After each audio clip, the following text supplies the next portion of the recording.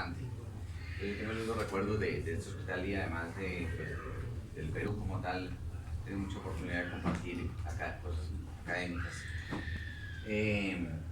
Vamos a hablar de la displasia de la cadera. Yo quisiera preguntarles a ustedes qué tanto ven displasia diagnosticada tempranamente. ¿Es frecuente o le llegan siempre tarde? Hay un problema. Eso justamente le digo a los chicos. ¿Quién recibe primero al paciente? Pediatra. El neonatólogo y el pediatra. Así que ahora la bola está conmigo. Y estamos acá con pediatras. Podemos decir un 40% de todo el 100% de displasia. El 40% debe estar llegando ya oportunamente. Ok. Pero la mayoría todavía. Bueno, eso es un problema muy serio. Porque se pierde la gran oportunidad, que es el tratamiento temprano, que es el más eficiente, el menos costoso, el más fácil. De todos los tratamientos de ortopedia infantil que hay dos que son muy costo efectivos. El primero es el arnés de Pauling, que es el tratamiento temprano de la displasia de la cadera, antes de los 6 meses, cuando no habla de tratamiento temprano. Y significa que un aparato que es de muy bajo costo, en Colombia vale alrededor de $10, un arnés de Pauling. Soluciona un problema que puede llegar a ser muy costoso, muy serio, muy traumático y de malos resultados si no se hace tempranamente. De toda la teología de los tractores de la cadera, es un artículo clásico de Adamson, la displasia de la cadera ocupa el primer lugar. Eso ha ido cambiando en el planeta y hoy en día más o menos ocupa el 33% gracias al diagnóstico temprano de la cadera, del tratamiento de la displasia, que es el que realmente no deja secuelas. La maduración de la cadera va a determinar cuándo hacemos un tratamiento. Si es un tratamiento quirúrgico o ortopédico. Ortopédico se puede hacer tempranamente. El quirúrgico siempre es cuando hay diagnóstico tardío. Entonces lo primero es cómo diagnostico la displasia. Hay aspectos clínicos que tener en cuenta y digamos que cuando la pregunta que se le hace a los residentes o a los estudiantes de pediatría es ¿quiénes están en riesgo de tener displasia de la cadera? ¿Cuáles niños están en riesgo? Y la respuesta correcta es todos tienen algún riesgo. Puede ser alto o bajo, pero todos tienen algunos riesgos, solo que unos tienen un poco más de riesgo que otros. Y hay aspectos clínicos a tener en cuenta. Veamos un poquitico esos aspectos clínicos. Uno es que cualquier cosa que limite la abducción de la cadera, que el niño pueda abrir sus caderas en el útero, es un factor mecánico que induce a subluxación de la cadera, a inestabilidad de la cadera. ¿Qué factores mecánicos puede haber? Embarazo gemelar, primogénito, el útero de la minigestante es un útero que se está estrenando con una pared abdominal que es fuerte, entonces el niño está un poquito estrecho. Oligohidramnios, tumores intrauterinos, la posición del niño en el embarazo. Recuerden que el útero es como si fuera una pera invertida, el espacio más amplio está arriba, proximal, hacia la cabeza, y el espacio más estrecho está abajo. Si el niño está en posición podálica, sentado, en posición de pelvis completa, las caderas se cierran completamente y eso favorece la displasia de la cadera. Si una forma de producir displasia experimentalmente es cerrar, cuando en cerditos o en conejos inclusive, uno puede cerrar las piernas apenas nacen y puede producir inclusive luxación de la cadera en las primeras semanas de vida. Eso es otro factor mecánico y que a veces es cultural. En algunas poblaciones indígenas, en Colombia, específicamente en el sur de Colombia, hay unas poblaciones indígenas que tienden a entabacar a los niños, a cerrar las piernas apenas nacen y los dejan así. Eso es un factor mecánico que puede producir displasia en la cadera. Entonces, si uno empieza a pensar un poquito en esa población de riesgo, pues es una población muy grande, todos primigestantes. Saber que la relación es de 5 a 1 con respecto a las mujeres, más frecuente, y los antecedentes familiares son importantes. Si la madre y un hermano han tenido displasia, la posibilidad de que el niño tenga displasia es del 36%, o sea, 1 en 3, es muy alta. O que un hermano tenga displasia, la posibilidad aumenta al 6, es del 6%, si son los padres, el 12%. Entonces, es importante tener en cuenta que que los factores genéticos también son importantes y muchas veces eso no se pregunta rutinariamente en los exámenes de pediatría. Ahí preguntan muchas cosas, pero poco preguntan, ¿ha habido problemas de cadera en la familia?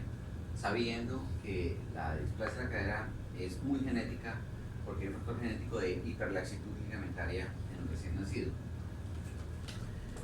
Entonces, digamos que esa es la primera parte del tamizaje, buscar factores de riesgo. Y un factor de riesgo es un hermano con displasia, es una posición podálica, un embarazo gemelar, esos son factores de riesgo. Y eso ya implica que hay que hacer un tamizaje clínico un poco más exhaustivo. El examen de la cadera. El examen de la cadera es un examen hecho con cuidado, con calma, con paciencia. Casi muchos bebés, se dice, como es 1 de cada 10 pueden nacer con inestabilidad de la cadera, pero durante el primer mes de vida se estabiliza espontáneamente. Entonces el examen que es más valioso realmente es al mes de vida del niño. Y el punto más crítico es la colocación de los dedos aquí sobre el trocánter mayor. Ese es el punto crítico. En los bebés pequeños, en los recién nacidos, uno puede colocar también un dedo sobre el trocánter menor. Y ya los bebés que son lactantes más de 3 meses no es tan fácil. Y no dan una mano tan grande como para colocar el trocánter menor. Se hacen 2 maniobras. Colocado el dedo acá, uno le da abducción a la cadera. Si siente que la cadera entra al sitio, uno asume que la cadera está por fuera y la cadera se reduce. Eso se llama signo de Ortolani. Y Ortolani fue un ortopedista italiano famosísimo que describió ese signo hace muchos años en un recién nacido. Y es muy sencillo de hacer. Obviamente necesita hacerlo no al tiempo las 2 caderas, sino una cadera y después la otra cadera. Hay bebés que se resisten a abrir la cadera. Hay un reflejo de estiramiento y no hacen abducción fácilmente. Hay una maniobra muy sencilla para relajar los aductores y es que ustedes extienden la cadera contralateral, extienden una extremidad y la otra la que intentan abducir. Eso facilita el examen. Hay otra maniobra, que es la maniobra de Barlow, que es la maniobra contraria. La extremidad, la cadera está en abducción, está abierta la cadera, como está aquí, y ustedes la cierran, haciéndole un poquito de fuerza sobre esta región en el trocánter menor, pero no es un examen que debe ser doloroso, es suave, debe ser gentil, y miren si la cadera se sale. Entonces la maniobra de Barlow lo que hace es mirar si la cadera es luxable, si la cadera es inestable y se sale de su sitio. Esos son exámenes que toman menos de 1 minuto, se puede hacer muy rápidamente y se debe hacer dentro del tamizaje usual del examen físico del recién nacido, debe hacerse rutinariamente cuando nace, al mes, e importante a los 3 meses. Cuando el bebé ya crece un poco, el principal signo de displasia de la cadera no es el signo de Ortolani ni el signo de Barlow, es la imposibilidad para abrir la extremidad. Fíjense que esta cadera no abre y la otra sí abre. Y se forma un pliegue asimétrico, pero el pliegue que importa es el pliegue perineal, es este pliegue, no los del muslo. Los del muslo frecuentemente son asimétricos. El que interesa realmente es el pliegue inguinal. Y algunos artículos hablan de que este pliegue inguinal, si pasa por debajo, por detrás, posterior al ano, es francamente positivo y casi que es patognomónico de ilustración de la cadera. Entonces, importante eso, el signo más importante es que ustedes no pueden abrir la cadera. Está bloqueada, se bloquea y porque se retraen los aductores, la cadera se empieza a ascender, está alta y ya no permite que se pueda abrir la extremidad. Ahora, estos exámenes hay que hacerlos en ambientes relajados. El niño llorando, la mamá gritando, no se desconcentra mucho. Si es un ambiente muy ruidoso tampoco es tan fácil. Entonces, importante, el examen debe ser cuidadoso. Hay exámenes que son para clínicos, voy a pasar rápidamente por lo del diagnóstico para enfocarnos un poco más en el tratamiento, que es la discusión que hay nosotros los ortopedistas. La ecografía dinámica ha ido ganando terreno cada vez como examen de muestreo, de tamizaje para detectar la displasia de la cadera. En países del norte de Europa se hace rutinario la ecografía de la cadera. Y en otros países como Estados Unidos solamente se hace si hay algún factor de riesgo al examen físico o en antecedentes. En otros países se hacen radiografías. Todos tienen ventajas y todos tienen desventajas. La ecografía es operador dependiente. O sea, la persona que la hace tiene que saber lo que está haciendo. No lo puede ser cualquier radiólogo que haga ecografía. Es un radiólogo entrenado en hacer ecografía de la cadera. Lo ideal y lo que está tomando cada vez más auge es, así como los ginecólogos hacen las ecografías para sus embarazos, el ortopedista infantil haga la ecografía del recién nacido, porque puede hacer muy bien las maniobras de inestabilidad y puede ser mucho más sensible el examen. Entonces en eso estamos. Nosotros estamos también en nuestro hospital en la discusión y la pelea, en la puja entre los radiólogos y los ortopedistas, así como les tocó a los ginecólogos en su época, o los cirujanos de seno en su época, hacer la pelea a ver quién la hace, pero finalmente creo que vamos a terminar ganando, porque somos nosotros quienes veamos el niño, lo tenemos ahí, tenemos el ecógrafo disponible, es muy fácil hacer la ecografía. Ahora hay todo un rollo de quién cobra eso, quién lo paga. Cuando no hay personal muy entrenado, la variabilidad entre los observadores es muy mala. Ahora, la ecografía es mejor que la radiografía en el sentido que la ecografía nos muestra tejido blando. Si uno mira esta ecografía, lo que está viendo aquí es hueso, esa parte es hueso, pero todo esto es cartílago. La radiografía no nos muestra cartílago. Entonces nos muestra tejidos blandos. Eso tiene una ventaja, pero también una desventaja. Y es que cuando ve tanto, pues trata más. Los exámenes que muestran mucho, muestran anormalidades menores y puede llevar a sobretratamiento. Y eso ha pasado en algunos países. La otra ventaja de la ecografía es que uno puede mirar dinámicamente. La radiografía es estática, es una foto estática en el momento. La ecografía sí puede ser dinámica y uno puede ver cómo se desplaza la cabeza femoral, cómo se puede luxar la cabeza femoral haciendo maniobras muy rápidas. El examen de ecografía dura más o menos 3 minutos de las dos caderas, o sea, es realmente rápido y una persona entrenada lo puede hacer muy bien. Es muy útil para cuando uno hace el diagnóstico temprano y empieza el tratamiento temprano, para mirar si la cadera se redujo o no se redujo con el aparato que uno está utilizando, y para hacer maniobras después, para saber si la cadera realmente se estabilizó después de cierto tiempo de tratamiento. Entonces verifica estabilidad y además pues verifica reducción, eso es bastante bueno, y no irradia, no produce radiación ionizante, que también es otra ventaja. Entonces la ecografía, digamos que cada vez gana un poco más de terreno frente a la radiografía, pero obviamente tiene limitaciones. Pues mucho más económico comprar un ecógrafo que un aparato de rayos X, pero hay que tener un ecógrafo muy disponible en la sala de examen, y eso no es tan fácil en todos lados y están varias cosas por definirse ahí. La ecografía, como les decía, en algunos países ha llevado a sobretratamiento. Es otra de las desventajas, que muchas caderas se sobretratan, pero si uno pone en la balanza qué es mejor, subtratar una displasia o sobretratar una displasia, muchas veces es mejor sobretratar y no subtratar. A un ortopedista infantil no se le debería escapar una displasia y debería uno tratarlas oportunamente. La radiografía tiene algunas limitaciones. Primero, el niño que está recién nacido siempre ha estado con sus caderas en flexión. Ellos están en el útero siempre con la cadera en flexión. Eso hace que tomar la radiografía de la cadera tenga ciertas limitaciones. Si uno intentara bajar la cadera, lo que va a hacer el niño es que rota la pelvis hacia anterior y hace una radiografía, se llama una proyección índex de la pelvis, que no es buena para mirar displasia, porque distorsiona completamente la imagen. Haría básicamente esto.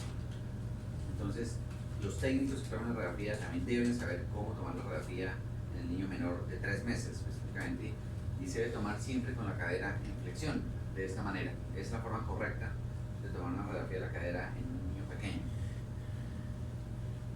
Esta radiografía es muy mala calidad.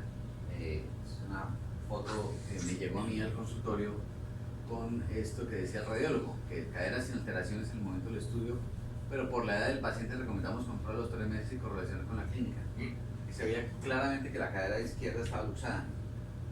Pésima radiografía, pero se veía que la cadera estaba luxada. O sea, la persona que lee, el radiólogo, no siempre está entrenado en hacerlo. Y puede llevar a equívocos. Imagínense este niño que diga la cadera es normal, todo el mundo se desentiende, pues al año ya está cojeando el niño, ya es un tratamiento tardío, que es gravísimo. Se puede implicar una demanda clínica porque además se veía en la radiografía. Entonces, por eso es importante que los pediatras, que muchas veces son los primeros que ven las radiografías, también tengan alguna idea de cómo verse una radiografía y por lo menos saber si es una buena o mala radiografía, y debe haber algunos signos que lo pueden poner en alerta o no.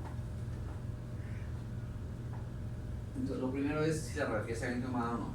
Tomar el neutro de la radiografía. Hay dos trucos muy fáciles.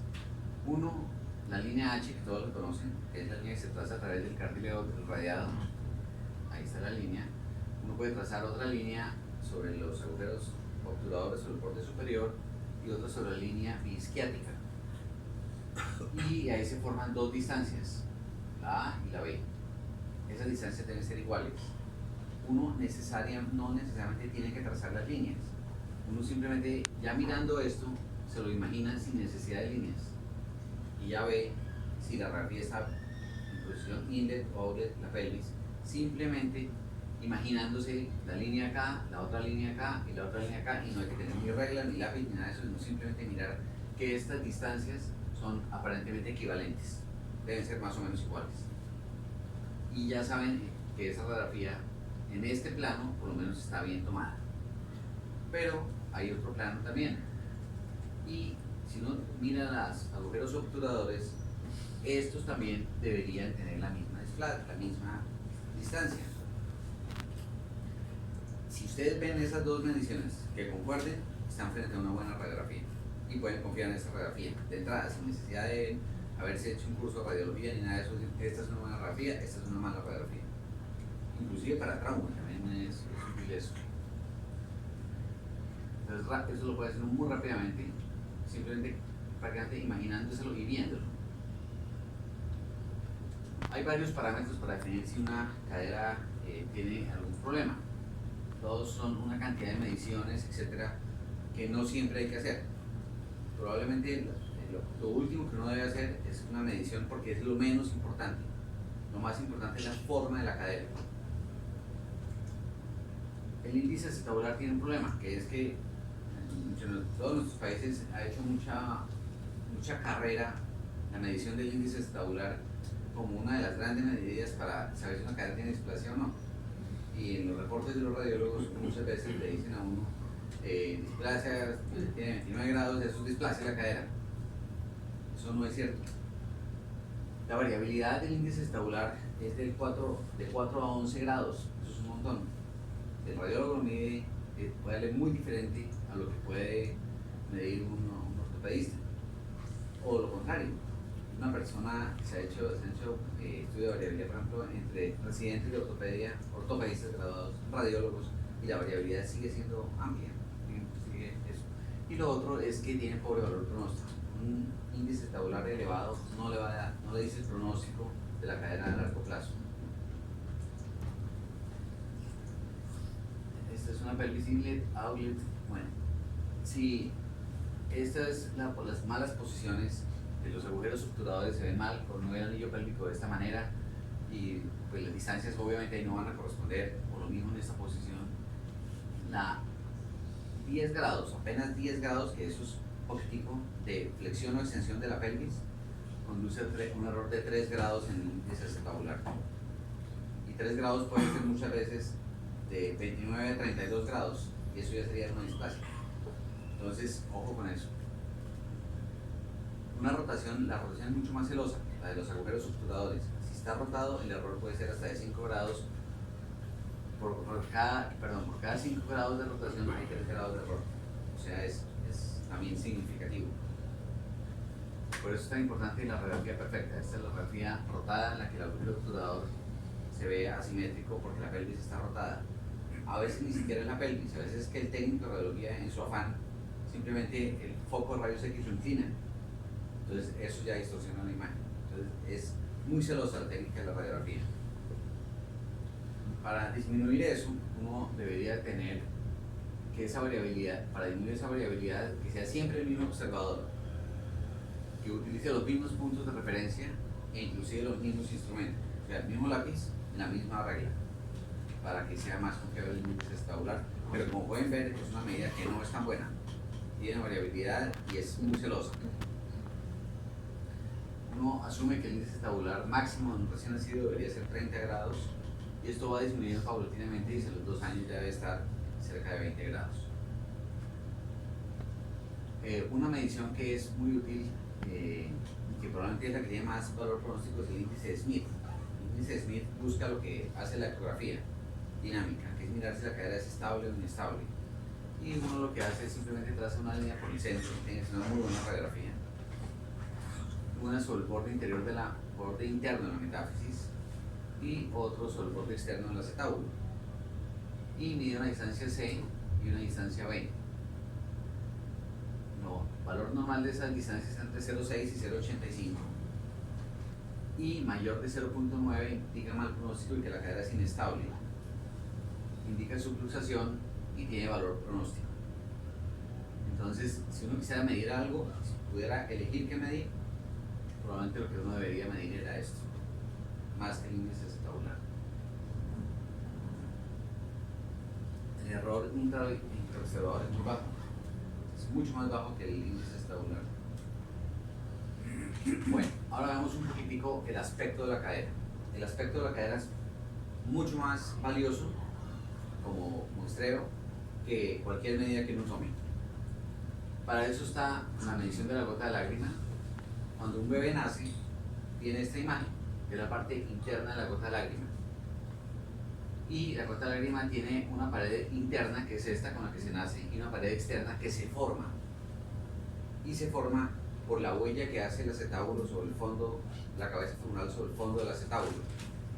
Ahí se va formando. Veamos cómo evoluciona esto. Este está el nacimiento y miren acá. Es muy fácil de ver. La gota de lágrima famosa. Entre los 6 y los 12 meses aparece la parte externa. De los 6 y los 12 meses de edad. Y miren acá. Es esa misma pared y eso lo forma, es la cabeza femoral que ya empieza a presionar el acetábulo. ¿Qué le dice a uno que aparezca eso? Que la cadera está estable, está reducida y está en su sitio. Tiene incidencia pronóstica. Cuando aparece, por ejemplo, después de una reducción cerrada de la cadera, indica que probablemente esa cadera siguió siendo estable y no va a necesitar ninguna acetabuloplastia en el futuro. Pero cuando no se forma una buena gota de lágrima, hay una displasia residual. La gota de lágrima va madurando, se empieza a volver cóncava. Y la parte inferior adquiere esta forma de U. Y es la que están viendo ahí. La forma de U y la concavidad, eso implica estabilidad de la cadera y buena formación de la cadera. Ahora, es tan sensible la gota de lágrima que, por ejemplo, en una enfermedad de Pertes, el niño venía con su cadera perfecta, con su gota de lágrima normal, y hace una enfermedad de Pertes y la cadera se empieza a destruir, a subluxar, se daña la gota de lágrima. Es muy sensible. Entonces es una imagen que uno a veces no le presta mucha atención, pero es una imagen muy importante en el ciclo de estabilidad de la cadera. La gota de lágrima madura entre los 7 y los 8 años, puede inclusive llegar a esta porción, tocar a la otra porción. Aparece usualmente 6 meses después de reducida la articulación de la cadera y la normalización final va a depender de la edad que se ha tratado la cadera. Si ustedes tratan una cadera, es una reducción de una cadera a los 4 o 5 años de edad, nunca va a tener una gota de lágrima normal. La forma del acetábulo es muy importante y esto es muy fácil de ver. Uno, la concavidad, borde externo y distribución de la esclerosis. Veamos qué es todo eso. La distribución de la esclerosis es la resolución no está siendo muy buena, pero esta línea blanca que está en el acetábulo aquí arriba debería ser uniforme en todo el borde del acetábulo. Cuando esa esclerosis se concentra en la parte externa del acetábulo, implica que la cadera no se está apoyando en el fondo, sino que está apoyando muy subluxada, muy en la parte externa del acetábulo. Entonces, esa distribución de la esclerosis es un signo de displasia. El borde externo del acetábulo, que es esa muesca que están viendo aquí arriba de este borde, esa es una muesca que indica que el acetábulo es displásico. Y eso son imágenes que uno no tiene que ver, no se cuantifica ni nada de eso. Fíjense que ese acetábulo, esta línea se ve recta, esto se ve recto. Eso es un signo de displasia, eso debe ser cóncavo. Y debe ser cóncavo a partir de los 3 meses de edad. Debe haber concavidad en el acetábulo. Esos son signos de displasia. También hay otros signos muy conocidos que es el arco de Shenton, que es este, y el arco de Calveo de Bradford, que es este arco externo, que también es útil para mirar de entrada una displasia. Los signos de displasia pueden cambiar un poquito con el crecimiento, pero fíjense que esta cadera tiene arcos rotos, una mala formación de gota de lágrima, una muesca externa en el acetábulo con una distribución también asimétrica de la esclerosis. Y no hay que tomar ninguna medida para decir que eso es una displasia, uno ya lo sabe. Probablemente las medidas nos pueden servir más para definir el tratamiento. Este es un niño pues aún mayor, arco de Shenton roto, la gota de lágrima cuando toma la forma de V, como una V, indica inestabilidad de la cadera. Una mala esclerosis y también una mala definición del borde externo del acetábulo. Esos son signos de displasia y no necesita uno ponerse a medir el ángulo CE ni nada de esas cosas. Ya saben lo que es una displasia. Pero para tratamiento sí es importante tomar mediciones. Esto es diferente. Miren las gotas de lágrima, miren la concavidad y redondez del acetábulo, miren que la línea de esclerosis es completamente redonda y esto lo pueden ustedes ver en una radiografía rutinaria y el pediatra lo debe ver. Si lo ve así, lo ve así, no, pues hombre, le creo, no le creo, o mejor lo remito que lo vea al ortopedista. Entonces, digamos, ese muestreo de displasia es importante hacerlo. La morfología del acetábulo es tan valiosa, o diría yo que sí que más valiosa que cualquier otra medida para hacer el diagnóstico. Ahora, ya cuando hablamos nosotros de seguimiento de una displasia, la progresión de una medida es más valiosa que cualquier medición única. Este concepto es muy importante. Si uno tiene un paciente y le llega por primera vez con un índice acetabular alto y con algún signo de displasia, no tome la decisión inmediatamente, obsérvelo. Algunas displasias, a medida que se van estabilizando, mejoran y no necesitan cirugías apresuradas. La maduración del acetábulo es celosa. Del recién nacido a los 18 meses uno podría decir que hay cierta maduración rápida, entre comillas, pero la verdadera maduración rápida del acetábulo son los primeros 6 meses de vida. Y uno habla de diagnóstico oportuno cuando se diagnosticó la displasia antes de 6 meses de edad. De 18 a los 36 meses una maduración lenta y a los 7 años se considera que un acetábulo ya es completamente maduro. De hecho, para cualquier situación ortopédica, a los 7 años ya es madurez. Un niño como está a los 7 años va a ser ya es un adulto pequeño. Su forma de caminar, el perfil angular de las extremidades, si tiene pie plano o no, todo eso ya se sabe. Más o menos está la curva del acetábulo, fíjense que es muy rápida. El acetábulo debe madurar muy rápidamente. Ángulo C lo usamos para niños mayores de 5 años, el centro borde, el ángulo centro borde no lo usamos para niños menores, y simplemente lo que busca es cuál es el ángulo de cobertura. El ángulo de Sharp también para niños mayores para mirar la inclinación del acetábulo. El TAC lo utilizamos, ¿no? ¿Qué opinan ustedes del cubrimiento de esa cadera? Se ve sobrecubierta, ¿verdad? Como si estuviera muy cubierta. Miren el TAC. O sea, esto es 3D. No es solamente 2D y algunos pacientes requieren estudios adicionales y el TAC 3D sirve mucho. Nosotros tenemos el TAC también sirve para mirar si la cadera está reducida después de haber hecho una reducción cerrada y colocación de espica de yeso. El TAC es bueno para saber si nosotros hacemos TAC rutinario al mes de edad, al mes de haber hecho la reducción. La mayor parte de las reluxaciones ocurren dentro del primer mes. Entonces uno hace un TAC al mes y mire si la cadera está reducida o no, porque a veces con la radiografía no es tan claro. La resonancia también es bastante útil. Nosotros tenemos cuento en el hospital que si queremos operar a un niño de displasia, mire solo la radiografía. Si queremos no operarlo y observarlo, tómenle la resonancia. Porque como la resonancia muestra cartílago, muchas veces muestra que el cubrimiento cartilaginoso es bueno, así uno vea un pobre cubrimiento óseo Y esas son caderas que se deben observar porque probablemente van a madurar bien hacia el futuro. La gammagrafía ya es para pacientes mayores que tienen ya signos de sufrimiento de la cadera. Entonces el diagnóstico de la displasia, fíjense que es un reto. Hay muchos exámenes y hay muchas posibilidades, pero el diagnóstico inicial de muestreo es fácil. Y es fácil, se puede hacer o una radiografía o una ecografía, muy probablemente todavía se usa más la radiografía. En Chile hay un protocolo que es ley de las naciones que a todos los bebés a los 3 meses tienen que tomar una radiografía. Es un muestreo universal que se hace, pero eso es discutible si debe ser así o no. Este es un estudio muy interesante que habla sobre el curso natural de la displasia. Es un poquito viejo, de julio de 1999, en que hace un seguimiento muy largo de indios navajos con caderas displásicas y miraron qué pasó con ellos, que no se dejaron tratar, no hubo tratamiento.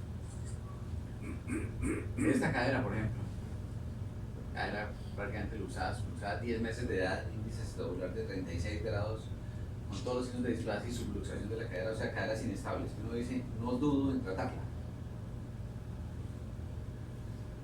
14 años de edad, todavía con descubrimiento y subluxación.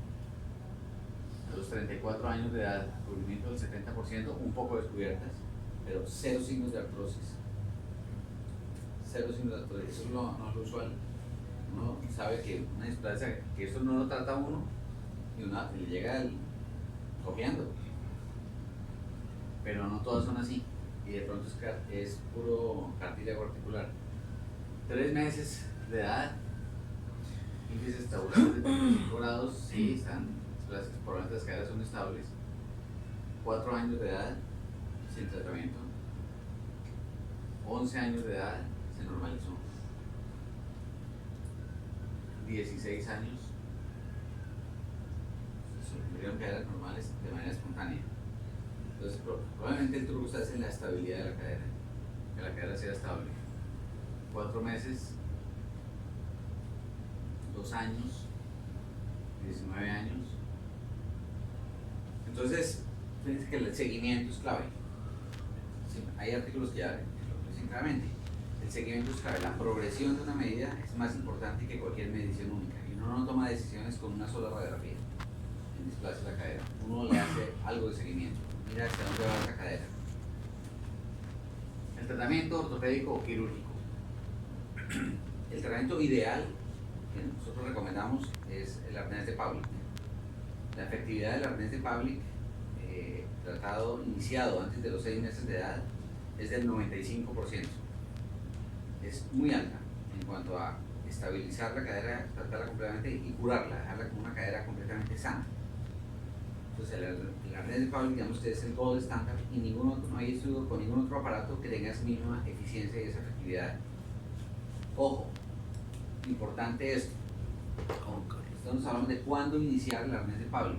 Y lo ideal es iniciarlo antes de los 6 meses de edad, aunque uno a veces podría hacer un margencito a los 7 meses o algo así, tratar de empezarlo. El arnés de Pavlik tiene una ventaja y es que permite posiciones extremas de la cadera.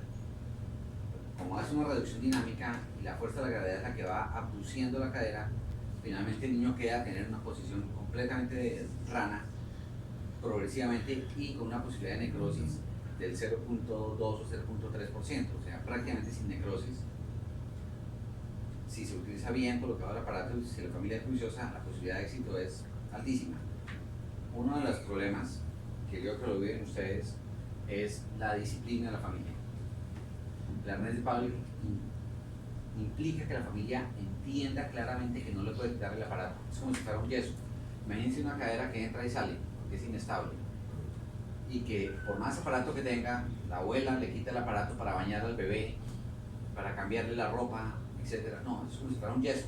Si la cadera es inestable, tiene que quedar metida en su sitio hasta que se estabilice. ¿Cuándo se estabiliza? Usualmente entre 6 semanas y 8 semanas se estabiliza y ahí ya uno puede tomar, pues, que le quiten el aparato para bañarlo, etc. Pero las primeras semanas son críticas para que la cadera se estabilice. Implica que necesita familia y también obviamente necesita médico que le pueda hacer seguimiento. ¿Cuándo retirar un arnés de Pavlik? la literatura dice siempre iniciarlo antes de los 6 meses, pero no sé por qué en Colombia ha hecho, país, no sé aquí, pero ha hecho carrera que uno lo tiene que quitar a los 6 meses. Si empezó a los 3 meses, a los 3 meses, a los 6 meses, quíteselo y ponga el otro aparato. No. Yo tengo niños que inclusive llegan al año de edad con el arnés de Pauli. Lo tolera bien, les permite más movilidad y permite las posiciones extremas que no produce otra férula abductora rígida. El niño queda completamente, quedan como un helicóptero, yo les digo, porque quedan las extremidades completamente abiertas y quedan totalmente elongados los isquiotibiales, los aductores. Entonces el arnés de Pauli no hay que quitarlo tan rápido, no hay que cambiarlo, a no ser que el niño no lo tolere. Es raro que ya los problemas de tolerancia empiezan después de los 10 meses de edad, pero hay niños que pueden durar hasta el año con su aparato para dormir, por ejemplo, en una noche. Entonces no necesariamente hay que cambiarlo, porque es readaptar al niño a otra cosa.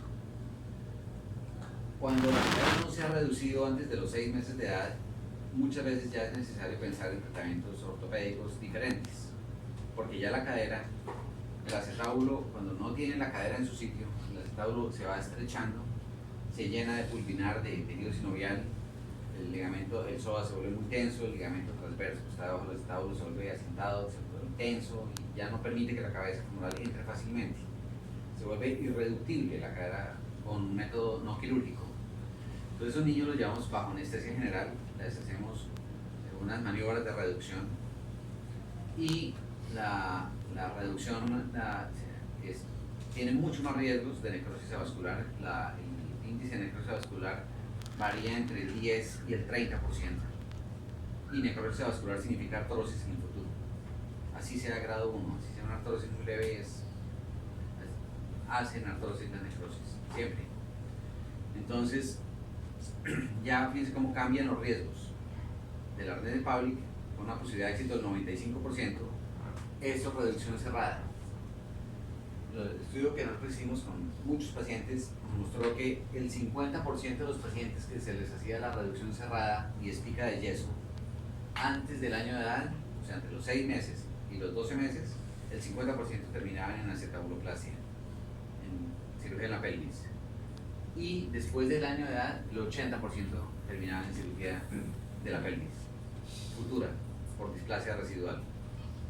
Entonces, vean cómo los primeros 6 meses de vida son un factor realmente crítico. Ahora, si a mí me dicen, yo voy como paciente y le digo, doctor, bueno, ¿cómo lo vamos a tratar? No, mire, el niño tiene 14 meses, o sea, ya está en este grupo, y tiene una posibilidad que le voy a hacer esto, le voy a colocar un yeso por 3 meses, y después de eso va a tener que usar aparato, pero tiene un 80% de riesgo que termine en cirugía. Eso es un mal tratamiento.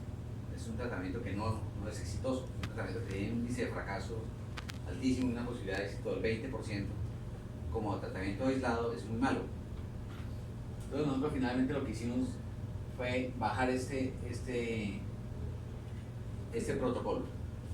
Entre los 6 meses y los 12 meses hacemos reducción cerrada y colocamos espica de yeso.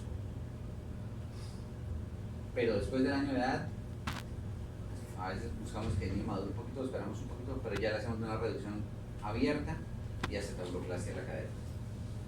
Sin ponernos a pasar por toda esta etapa que eso aumenta costos, trauma, etcétera, papás y eso. Entonces bajamos eso y hicimos las 12 meses, 13 meses, ya le hacemos reducción abierta y acetabuloplastia.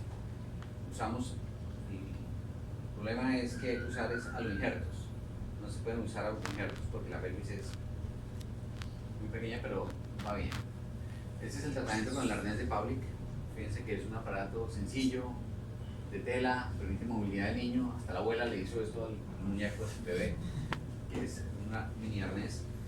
Pero ese es el aparato que se usa y es el aparato que tiene tanto éxito y se lo inventó un checoslovaco. Sí, porque ya es tratamiento de displasia residual. Esto ya es una cadera estable. Esto ya no es una cadera luxada. Cuando hay una cadera que está luxada, simplemente lo que lo colocamos es sobre la piel o una media grande hasta acá, pero ningún pantalón ni nada de eso, porque no pueden quitarle el aparato ni siquiera para cambiar el pañal. Una consulta, doctor.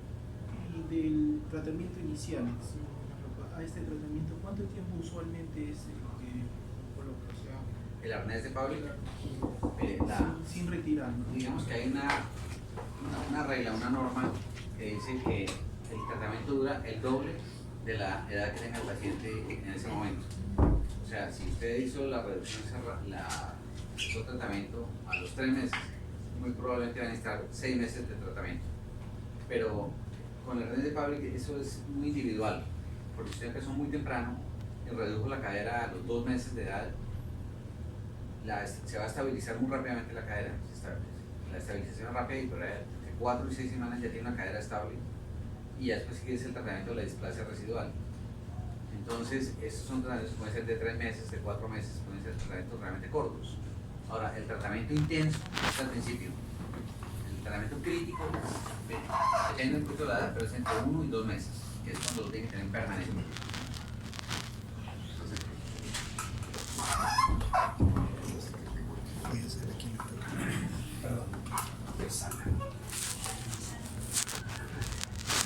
Este es el paciente menor de 18 meses, que es nuestro protocolo antiguo, pero que lo bajamos. Y requiere una inmovilización permanente, pero ya en yeso. Esto ya es bien diferente al niño que vieron con el arnés. Y esto ya implica más problemas y mucho más riesgos de necrosis y de secuelas tardías. Es reducción cerrada, ¿no? Sí, eso ya es con reducción cerrada. Reducción cerrada. Es la reducción cerrada y explica de yeso. Y requiere obviamente una inmovilización permanente también.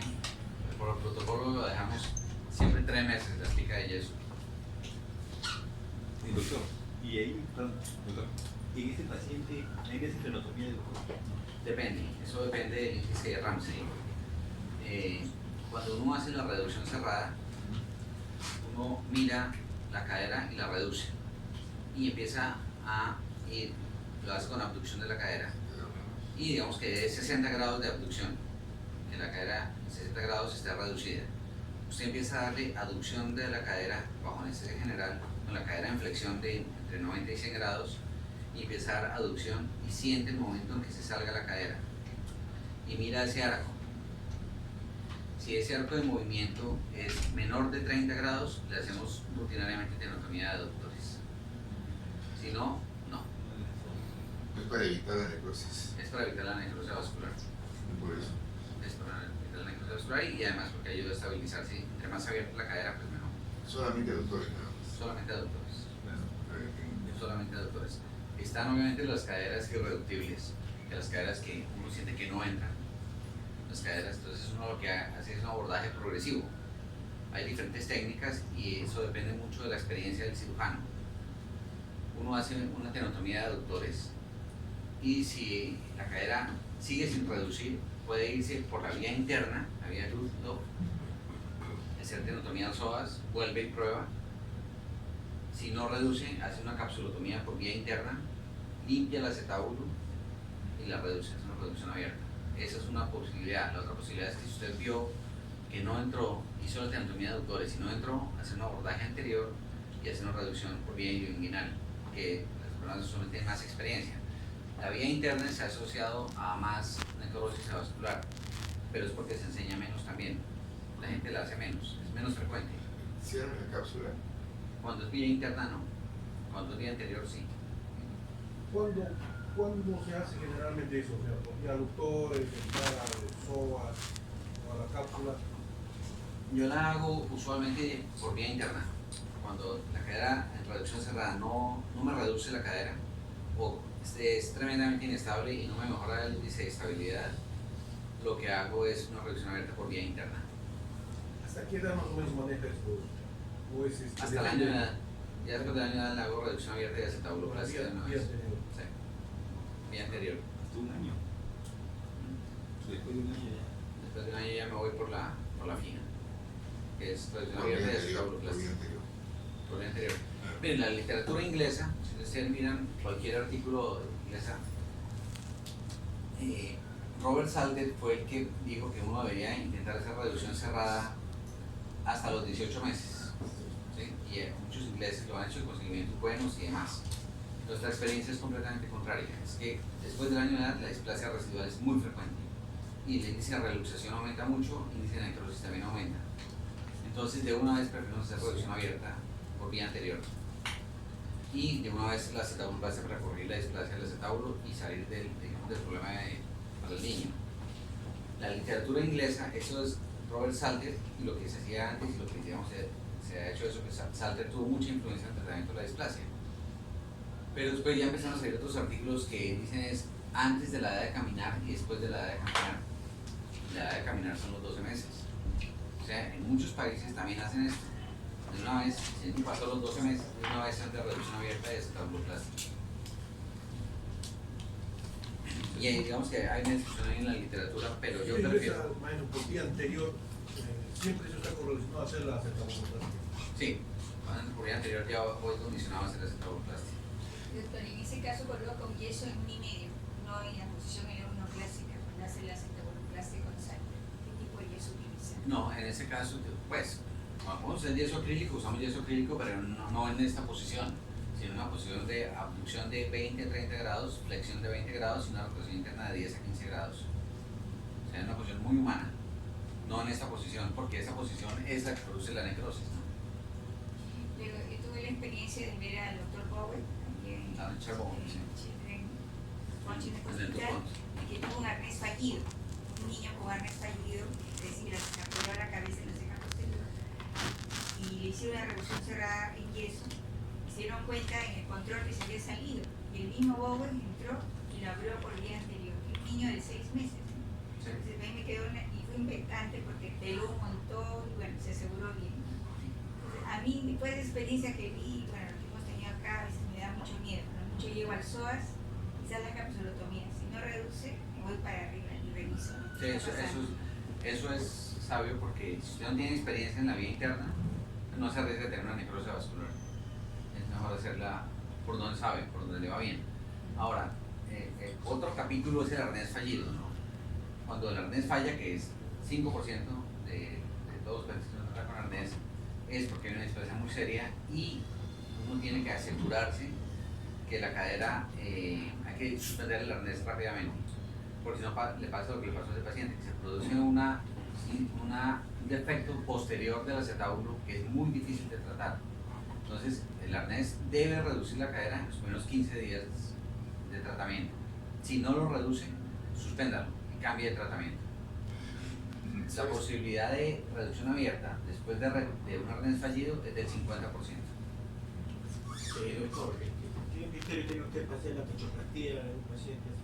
Ya, ahorita damos un poquito y le digo los criterios sobre qué acetabuloplastia escogemos y cuándo hacerla. Yo cuando he visto los nombres del trabajo, todavía no las puedo Ah, sí, ok, venga, adelantamos un poquito. Después quiero hacer preguntas, pero ya será después. Aparatos ortopédicos después de los 12 meses. Esa es la otra discusión. 12 a 18 meses, nosotros estudiamos, publicamos en 1993, resultados muy variables. Después de los 18 meses, ningún aparato ortopédico hizo que mejorara la displasia y la cadera. O sea, después de los 12 meses, si acaso dejar algo, pero casi lo dejamos en un turno o algo así, porque no tenemos mucha fe que vaya a mejorar. Acetábulo displásico, la pregunta, ¿cuánto requiere cirugía? Lo que nosotros hacemos, uno, que sabe uno que no va a mejorar espontáneamente, dos, que no mejorará con tratamiento conservador, y tres, que producirá artrosis. Esas son las preguntas que uno tiene que resolver. El factor crítico, la edad. Bueno, miremos un poquito esto.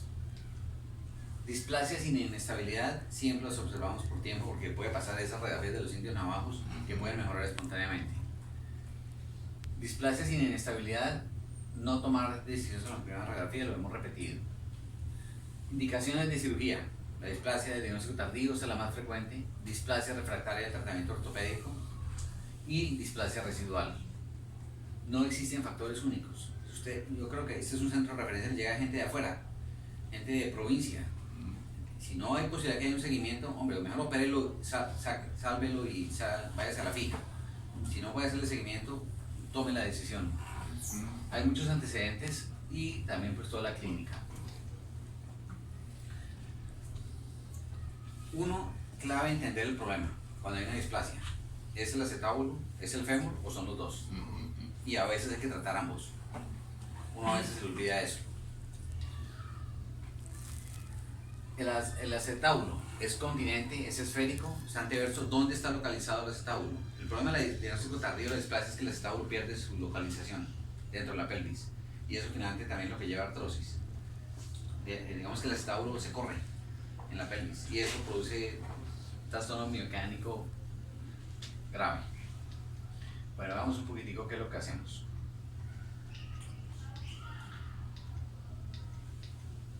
Requiere cirugía ¿cuál?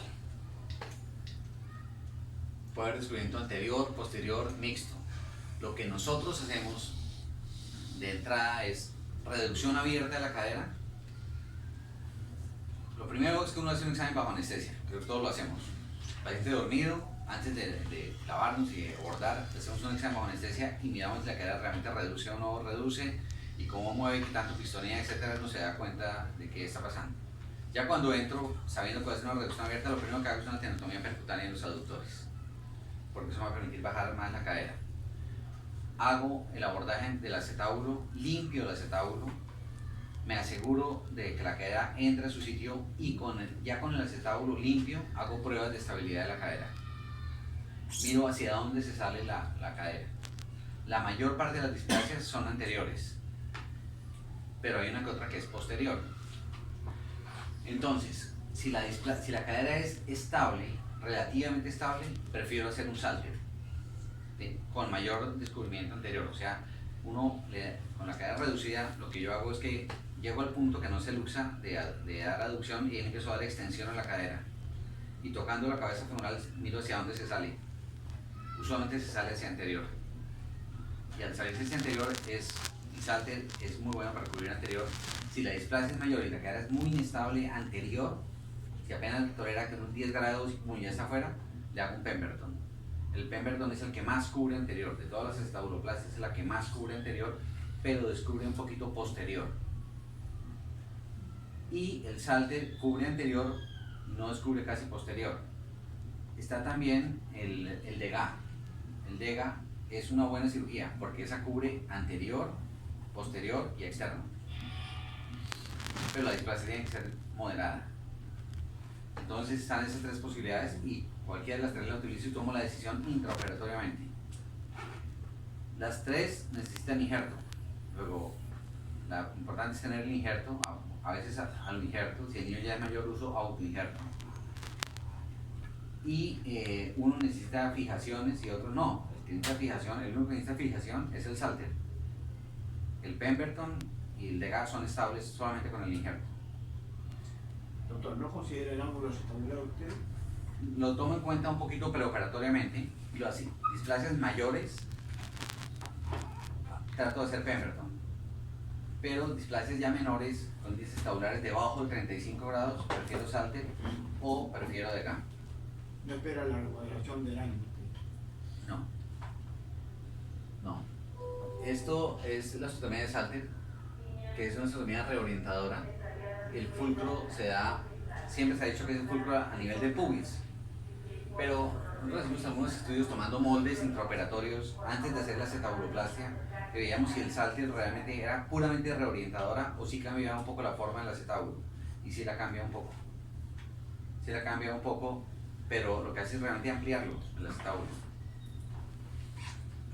Y aumenta el diámetro AP. Bueno, eso fue los hallazgos que encontramos y fueron estadísticamente significativos, fue interesante.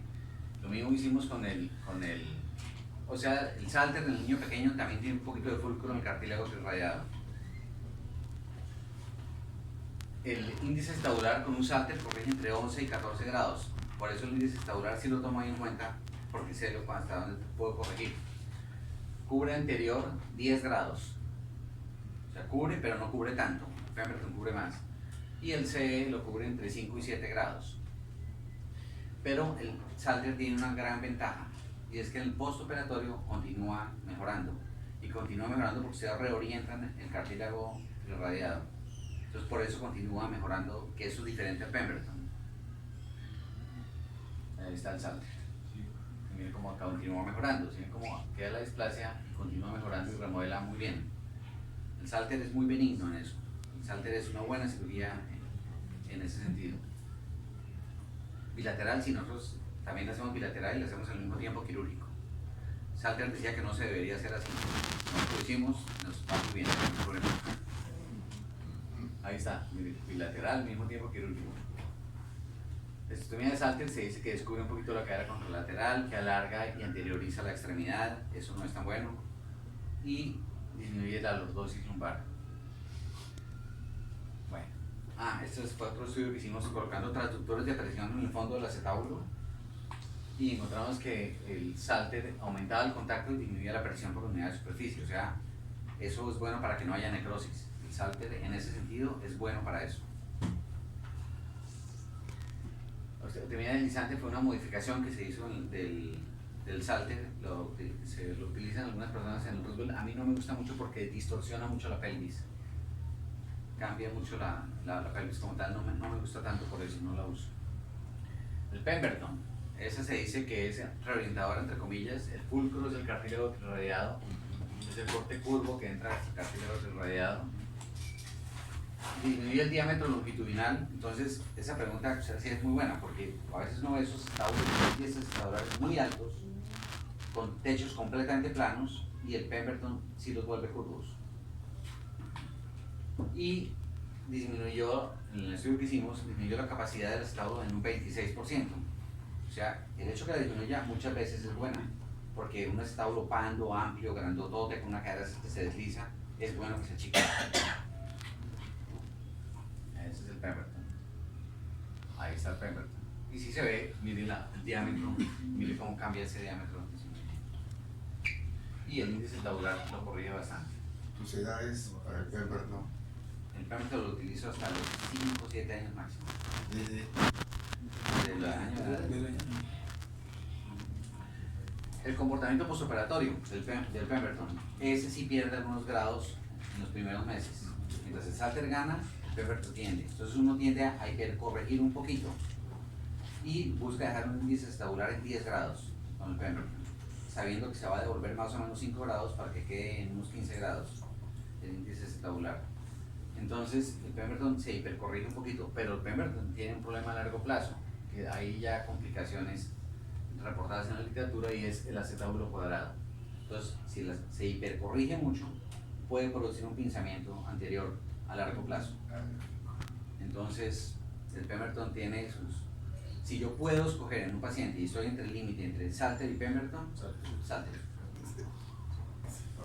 Si tiene inestabilidad posterior, si veo que la cara se me sale hacia atrás, Degas. Ese es el que mejor estabiliza. Ahí está el Pemberton, pero me dice necrosis vascular. Salter y Pemberton. Echen un paciente, un lado Salter y el otro Pemberton. Mejor con el Salter.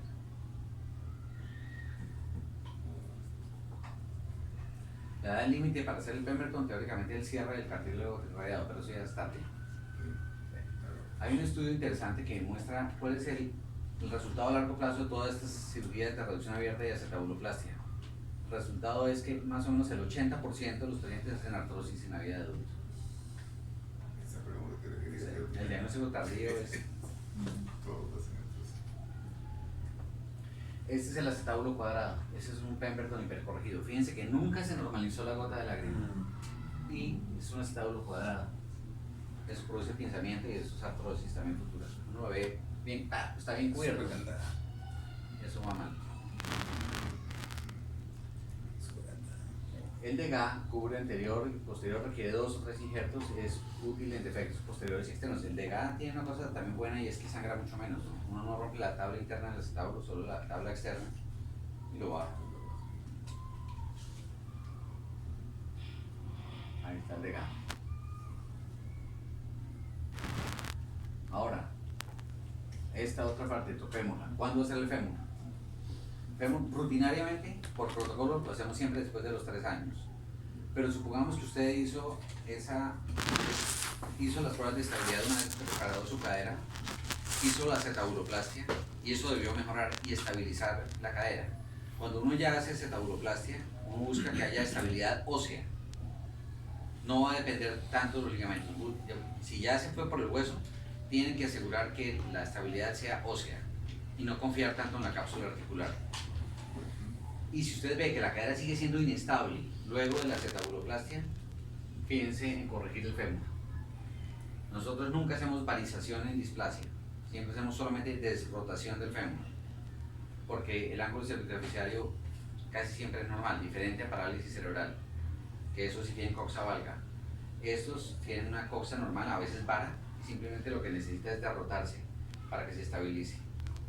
Siempre hacemos osteotomías subtroncantéricas, lo fijamos con plaquitas, depende de la edad, de 3.5 de 4.5 placas rectas de SP, que están desapareciendo del mercado.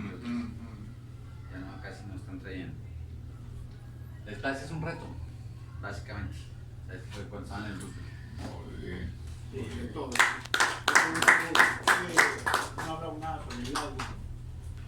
¿Lo corrige? El labrum no le hago cortes. El labrum cambió mi concepción cuando ya los cirujanos de cadera de adulto me mostraron en artroscopia cómo era que funcionaba el labrum. El labrum es un sello que tiene la cadera. ¿Sí? Es un sello que aumenta no solo el contenido, sino que a su vez hace que funcione como un amortiguador neumático.